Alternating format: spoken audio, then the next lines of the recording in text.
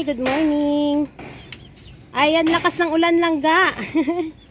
Andito tayo ngayon sa ating garden dahil magtatanim tayo ng gabi.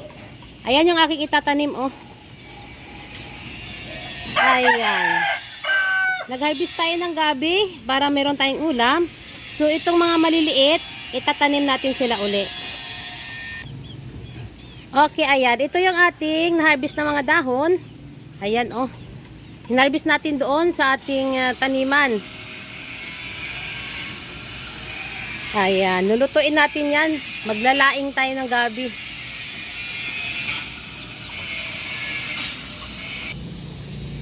Ayan, dito natin hinarvest yung ating mga gabi sa taniman ng aking mga papaya.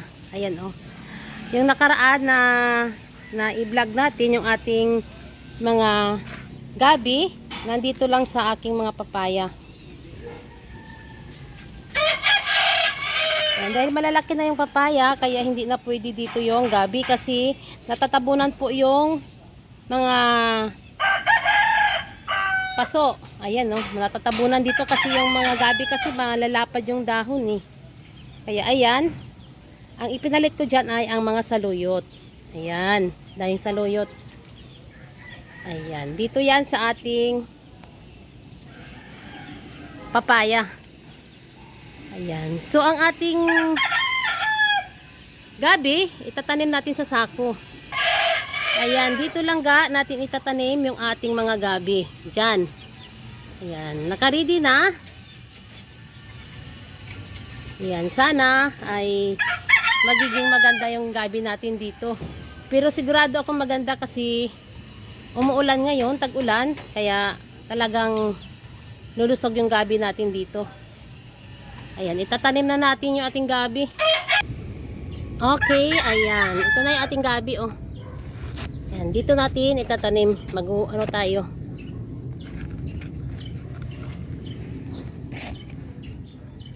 So, bali mga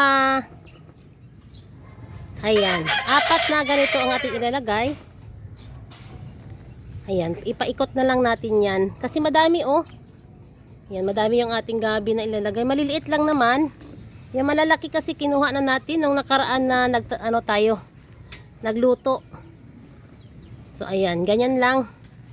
Tatanim natin yan dyan. Okay, ayan. Ito na lang yung ating gabi. Ayan, naitanim na natin. So, sumubra po talaga yung ibang mga puno ng gabi. Ayan, napadami ko dito. Pero maliliit lang naman kasi yung iba. Ayan, oh. Ayan, nagdagdag na tayo dyan. Ayan, ang ating gabi. So, dito, naglagay ako dito lang. Nagtanim ako ng balinghoy. Ayan, balinghoy yan. Para yung mga talbos ng balinghoy ay lulutuin natin yan. Kaya hindi ako nawawala ng balinghoy kasi masarap yan ng gataan. Okay, ayan. Balik tayo dito sa sunod na araw. Update natin uli yung ating mga gabi. Meanwhile.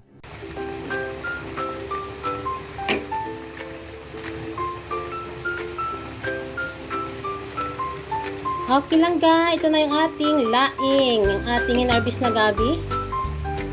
Ayan. Iluto na natin yung kanyang dahon. Binilad natin yung ating laing. So ngayon, ayan, ready na siyang iluto. Yan ang ating ulam today. Ang ating laing langga na may pork. May pork ang ating sahog. Sarap. Ayan. Okay, ayan. Babalik tayo doon langga sa ating itinanim na mga gabi kung sila ay mabuhay na.